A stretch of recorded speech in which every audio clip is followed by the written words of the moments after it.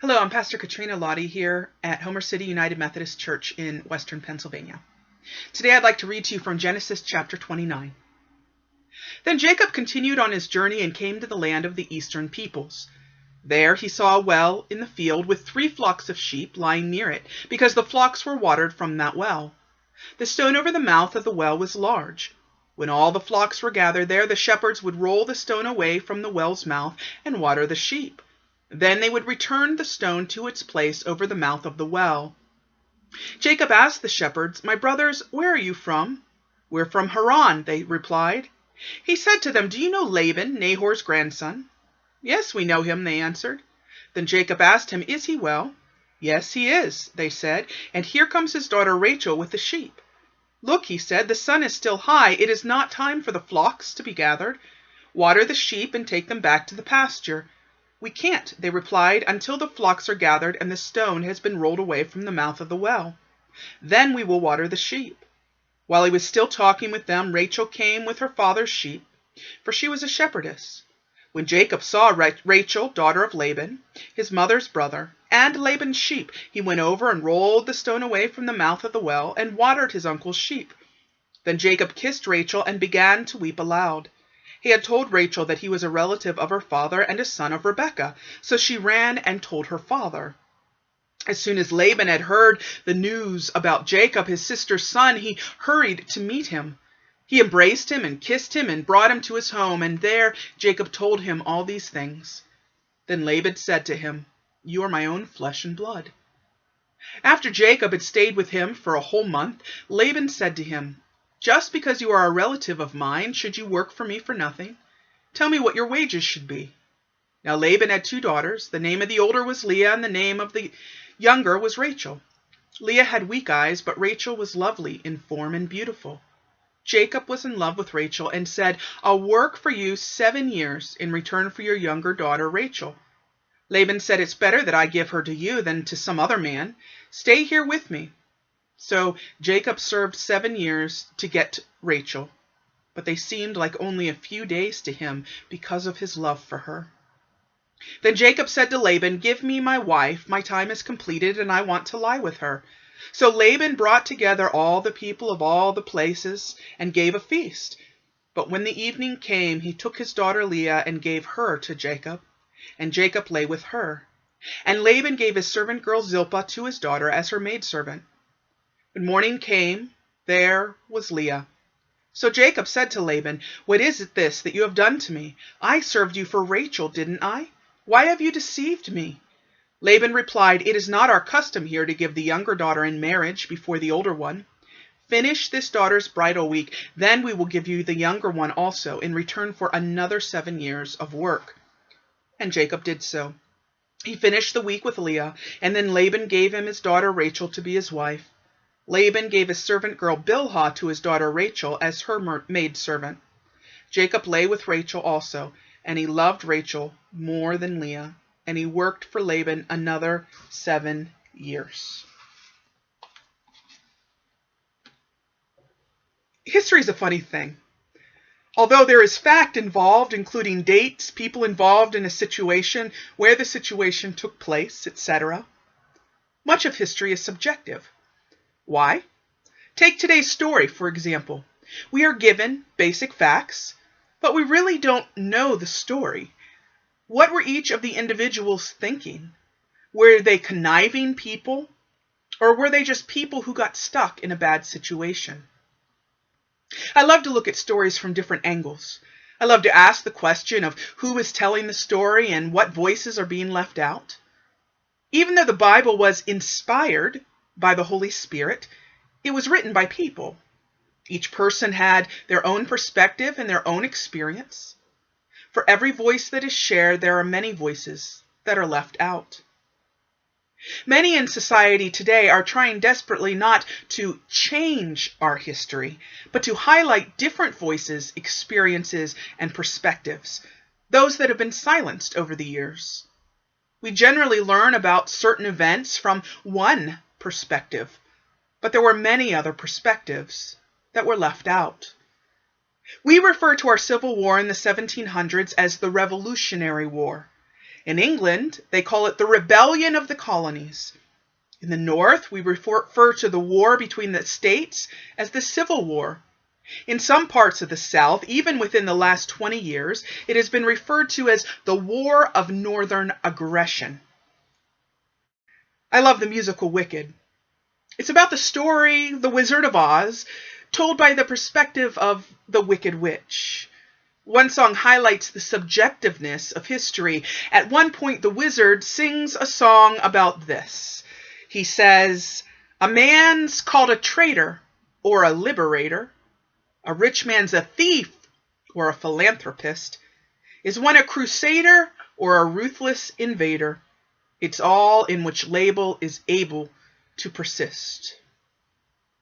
If you're a fan of the musical Hamilton, you may be interested to know that the only reason we know anything about Alexander Hamilton is because after his death, his wife Eliza diligently worked to gather the documents he had written to ensure that his name would be in the history books. Without that, he certainly would not be on our $10 bills. In the musical, Eliza sings a very powerful song entitled, "Who Lives? Who Dies? Who tells your story?" Everyone has a story, but it is only the story of the few that are told. This is even true of stories in our Bible. I've been exceptionally fascinated with the story of Jacob, Rachel, and Leah for some time now. As I said before, we're told a lot of facts, but we really don't know the story, what went on in the hearts and minds of those involved. So what I'd like to do today is just to take a few moments to ponder the story from the perspective of each of the characters. Much of it, of course, will be conjecture, but my hope is to get you to really think about the stories behind the stories. What was each person's experience? But first, a little background. Jacob had talked his older brother Esau into giving him his birthright in exchange for some stew. Later, Jacob's mother Rebekah connived with Jacob to steal Esau's blessing from their old and blind father Isaac.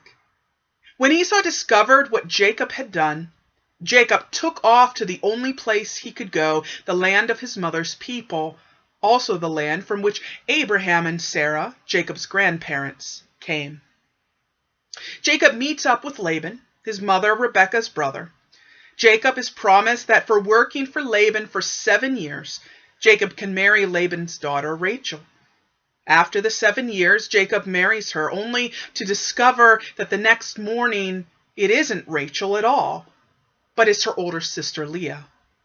Laban tells Jacob that he can marry Rachel also if he agrees to work for Laban for another 7 years. What do we know about Laban? Laban is Jacob's uncle, the brother of his mother. When Abraham, several decades earlier, sent a servant to go and find a wife for Isaac, it is Laban who made the deal with the servant for Rebekah to leave with him to marry Isaac. The fact that Laban took over the paternal role, even though his father was right there in the room, may suggest that Laban was controlling and power-hungry. His actions in today's story suggest that he was a bit of a narcissist, not caring about anyone's feelings. Why did he trick Jacob? Was it that Leah had scoffed other offers of marriage and Laban was sick of it? Or had no one asked her to marry them? Was Laban just tired of her and trying to find a way to get rid of his responsibility for her? Perhaps Leah was no longer a woman of purity and was therefore unmarriable. Was Laban trying to save face? After all, would others talk if he let his younger daughter marry before his eldest daughter? Did he feel sorry for Leah? Or did Leah talk him into letting her marry Jacob? Was she, in fact, in love with her sister's fiancé? If Laban loved at all, it is clear that he loved Leah more than Rachel. Perhaps it was commonplace for the both of them to gang up on Rachel. Maybe Leah was spoiled and always got her way. Maybe Laban had great disdain for his sister Rebekah and took it out on Jacob. Maybe he envied her or felt that she was spoiled or felt that she had abandoned the family and not sent enough back to the family after she had married Isaac. Perhaps Laban was desperate for Jacob's help, and he felt that this trick was the only way to get him to stay there and work for him. After all, Jacob's plan all along had been to return to his home where his mother lived. More than likely, Laban had heard Jacob tell of the stories of the ways that he had tricked his brother Esau. Did Laban find this an appropriate trick to then play on Jacob? To trick the trickster? Did he feel that Jacob deserved such a thing? Or perhaps Laban's plan had been for Leah to marry Esau, as would not have been unusual in that culture. And perhaps Laban saw Jacob as standing in the way of that because of the rift of Jacob's actions in his relationship with Esau. Regardless of his intentions, Laban's actions show that he was not a good man. It would be very hard to believe from his actions that he was a caring and loving father. While the biblical story continues to be told from the perspective of Jacob and Rachel, it is Leah I always wonder about. Perhaps she was just a mean-spirited person. Perhaps her father spoiled her. Or perhaps Rachel had been her mother's favorite, and Leah desperately longed for the relationship her mother and Rachel had had. The story says that Leah had weak eyes. Other translations say beautiful eyes. The Hebrew word describing Leah's eyes is rakot, which can be translated properly as tender, soft, or gentle. Why does the author mention that Leah's eyes are weak, or soft, or gentle, and then mention Rachel's beauty? Does that mean that Leah was unattractive? Or was her sister just extra beautiful? And why does the author mention Leah's eyes at all? Is it that the eyes are the windows to the soul, and the author was trying to say that Leah had a tender soul? Or was there something wrong with her eyes, such as a physical defect? Perhaps she had a vision problem. Imagine having a sister that was known as the beautiful one, and you being known as the one with the weird eyes. The rabbis teach that Leah's eyes were tender because she wept constantly in prayer that she would not have to marry Esau. We just don't know. Did Leah have any choice but to go along with her father's plan? Or was she the one who came up with the plan? Was she in love with Jacob? Or was she just a pawn in her father's game? Was Leah a vixen? Or was she a victim? If Rachel was so beautiful, then there would have been many men who had wanted to marry her over the years. Perhaps disdain had been directed at Leah for not getting married so that Rachel could then marry someone. Maybe Jacob was the last straw, and Laban simply wasn't going to let that beau get away, as he perhaps had had to do with others in the past. Maybe when Laban got word that Rebekah's son had come, he had it all planned out for it to be Esau, whom he would then have Leah marry.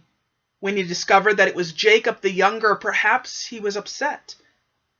Did Leah just feel rejected at every end? And then when she married Jacob in place of his sister, imagine what that wedding night must have been like. The lights must have been off, and her body must have been similar to that of her sister, since Jacob did not know until morning that it was her. Perhaps he had been a little bit drunk, too. If Leah was a vixen, then she would have enjoyed that night immensely and enjoyed the morning when Jacob realized it was her. But if she was a victim, I cannot imagine the emotions that ran through her. Did she act numb and unfeeling? Did she enjoy herself, knowing that she would never get love and caring again? Did she pretend for one night that she was the chosen one? Later, Leah was mean to her sister Rachel, as Rachel remained barren for many years, and Leah had many children. Was she mean just because she was a mean person, raised by a mean father? Or was she mean because no matter what she did, she would never have the love that Jacob and Rachel had? Was she mean because each time Jacob spent the night with her, he did so out of obligation, not love or affection? She was either bitter and nasty, or extremely hurting. When one forgets Jacob's past, it's easy to feel sorry for him. How terrible for him to have worked for 7 years for his bride, only to wake up to discover that the one he had married wasn't his bride at all. How violated would he have felt? Would he have felt like he had violated Rachel, even though he didn't know that it was Leah under the veil? Did Jacob deserve it after what he had done to Esau? Although Laban made Jacob work another 7 years in exchange for Rachel's hand, at least he didn't make him wait that long until he could marry her. After a week, Jacob was able to take Rachel as his bride. But what happened during that week? Did he feel obliged to perform his marital duties with Leah? Did it hurt him every time he had to touch her? And what about when he and Rachel finally were able to be married? Would the wedding night have been spoiled? How long after marrying Rachel would Jacob have ignored Leah? And how would he have felt when he had to leave Rachel, the one he loved, to be with Leah? Later, it seems that Jacob had grown into a kind and loving man. Perhaps he learned to care for Leah, if not to truly love her. But he always loved Rachel more. Poor Rachel. Although it is possible that she was in on Laban's plan, perhaps to find a way for Leah to get married so that she too could be married, it is greatly unlikely. Why would she trick the man she loved so very much? I cannot imagine what it was like for Rachel to sit in her room by herself the night of Jacob's marriage to Leah, knowing what was going on in a room not too far away from her. Every time she thought of him touching her, it would have sent physical pains into her stomach. The anger and betrayal she must have felt regarding her father and perhaps her sister would have been unbelievable. And that week, what a horrid week that would have been. When they finally were married, would Rachel have even been able to enjoy being with her love, knowing that he had not only been with another woman, but with her sister? And when she was not able to give Jacob a child, she must have felt angry and betrayed again, this time by God. But sometimes we do everything right, and we still suffer. Perhaps Rachel always held it over Leah's head that Jacob loved her and not Leah. Perhaps it was Rachel who was the mean one. We simply don't know. What about the maids, Zilpah and Bilhah? We really know nothing about them other than that they were Laban's maids, and he gave them to his daughters when they got married. What an uncomfortable position to be in, constantly in the presence of the tensions of difficult relationships between Jacob, Rachel, and Leah. And yet servants often hear the secrets that no one wants anyone to know. Could the maids have been confidants to Leah and Rachel? Compassionate ears? Or were they forced to serve bitter and angry women who took it out on the maids? We have no way of knowing. And what about the fact that these two servant women would be given to Jacob to bear children for Rachel and Leah? How is this not a form of sex slavery? Would the maids have been happy to be able to have children and to be taken care of by Jacob? Or would they feel humiliated, controlled, violated? Lastly, I wonder about Rebecca. Surely word would have gotten back to her about what her brother had done. How betrayed would she have felt by her brother? After all, she desperately wanted and expected her son Jacob to move back to be near her. But now, Laban was making him work an additional 7 years. And in that time, Rebekah would breathe her last, never again being able to see the face of her son Jacob on earth. Rebekah probably didn't have a very close relationship with Esau after the trick she and Jacob played on him. She must have felt incredibly lonely. Perhaps she even felt abandoned. Perhaps she regretted the trick they had played on Esau. Or maybe she believed that it was all worth it for Jacob to become the next leader of their tribe. History is a funny thing. We can be given all of the facts and yet not really know the story. I hope that as you continue to read your Bible, you also take a moment to ponder whose voices are being heard and whose are being silenced. Who is the one telling the story and who has never had the chance to tell their story? Who lives? Who dies? Who tells the story?